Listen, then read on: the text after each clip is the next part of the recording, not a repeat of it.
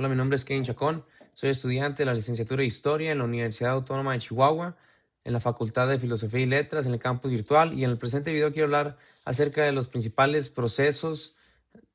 que experimenta México, principalmente políticos, al principio del siglo XX. Quiero dividirlo en tres partes, que serían los precedentes o el contexto, que es el porfiriato, después el grueso de los acontecimientos, circundando en lo que es la Revolución Mexicana, y por último ese proceso de urbanización ya respecto a la planificación de ciudades que comienza a surgir en el ambiente intelectual, por así decirlo, o en la administración de lo que es el país de México. Bueno, comenzamos con lo que es el porfiriato, que se da después de la Guerra de Reforma, del gobierno de Benito Juárez, y que es un levantamiento en armas en contra del propio Benito Juárez por parte del general Porfirio Díaz. Y esto lleva a que después de algunos años de la reforma liberal, tenemos por fin un orden o una estabilidad política, por así decirlo, en el gobierno autoritario o en la dictadura de Porfirio Díaz. Este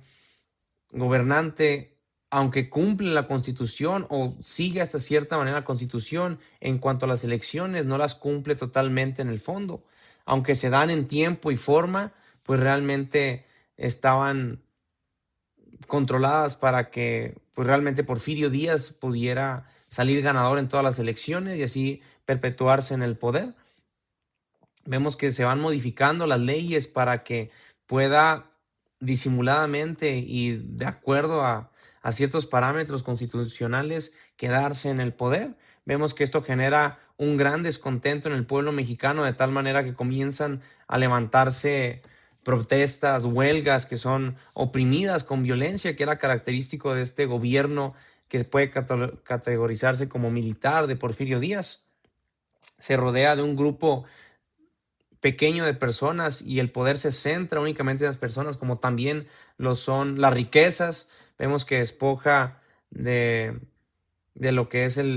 las tierras a gran parte de la población, y esto genera un profundo descontento social.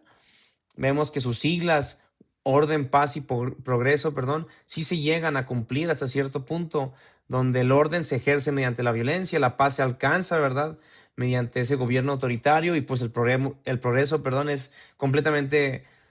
indiscutible. Se construyen cerca de 18,000 kilómetros de red ferroviaria y comienza realmente México a entrar al plano moderno ya como una nación que se está consolidando y que realmente alcanza ya a lo mejor podemos decirlo así, un auge durante el porfiriato, porque se alcanzan a ver cosas que no tenían precedentes en lo que era el siglo anterior. Vemos que la inestabilidad política pues es lo que distingue la consolidación de México o el incipiente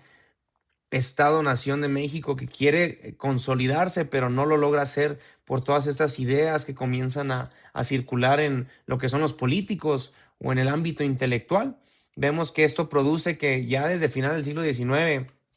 hay un florecimiento de una oposición que busca el cambio del gobierno de Porfirio Díaz. Esto es evidente, por ejemplo, en los hermanos Flores Magón, el Congreso de San Luis Potosí, Francisco Madero, que comienzan a levantarse primeramente de una manera, vamos a decirlo así, en un discurso en contra o exigiendo que se respetara la Constitución por parte de Porfirio Díaz, y desemboca realmente en una lucha armada una vez más en México, porque la opresión de Porfirio Díaz pues es mediante la fuerza, mediante el uso de violencia. La fuerza militar se comienza a implementar para oprimir, de tal manera que lo que comienza como aquellos que quieren, o intelectuales políticos que quieren volver al orden liberal previo al porfiriato, después de la persecución se radicalizan buscando o siendo legalistas, por ejemplo, y llegando inclusive al anarquismo, como lo es Flores Magón o los hermanos Flores Magón, quienes buscan ya el levantamiento en armas desde 1903, y es aquí donde Francisco Madero realmente se echa para atrás porque su pensamiento político pues no va de la mano en ese momento con la implementación, perdón, de las armas para pues cambiar ese régimen de gobierno que no se estaba cumpliendo. Aparte, en 1907 se vive una crisis económica Y la manera de solucionarlo, el gobierno porfirista, es únicamente subiendo los impuestos a las clases bajas, y eso causa aún más descontento, y es donde el discurso de Francisco Madero toma un auge y realmente cautiva lo que son las masas, porque realmente promete una democracia como lo es, promete o entiende el pueblo que Madero quiere quitar los impuestos, por así decirlo, y realmente cumplir la Constitución, y es donde comienza a ganar mm, mucho seguimiento, y comienza la oposición de Porfirio Díaz, o a Porfirio Díaz, perdón, a tener un auge, y es donde surgen también, por ejemplo, las huelgas de obreros en Cananea y Río Blanco, que son uno más de los agravios que hace el régimen porfirista a la población mexicana, y que en base a esto y el discurso de Madero también comienza todo el país a estar de acuerdo en un movimiento muy consolidado y hasta cierto punto homogéneo. Claro, con algunos que están en contra o que luchan por su lado, pero que realmente lleva a que Madero pueda llegar al poder en 1911. Fue un personaje que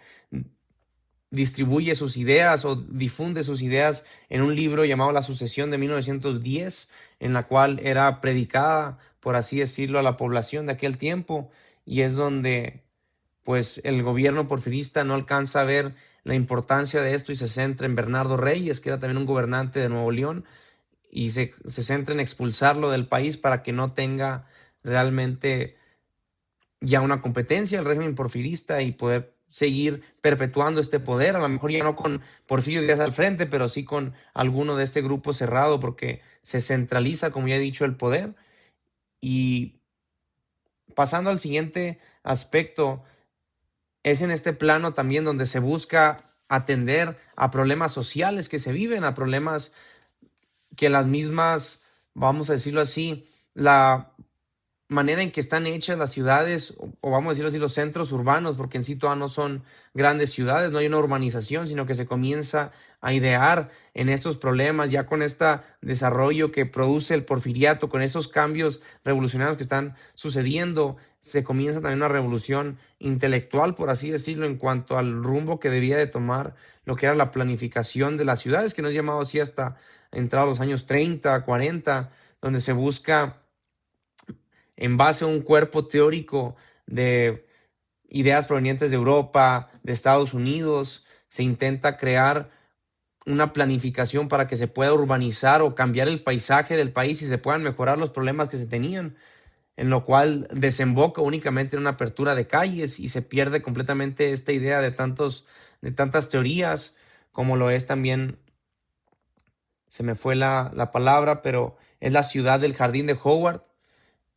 en ese libro o en las ideas que él explica de cómo debía de consolidarse una ciudad, no solamente para atender a los problemas sociales de higiene, de abastecimiento, de recreacionales, para una mejor administración y funcionamiento del país, sino también para propósitos estéticos y artísticos que a lo largo de las primeras décadas tiene un auge grande en México, pero que en los años 40 se cae lamentablemente y únicamente se centra en lo que es la apertura de calles y pierde completamente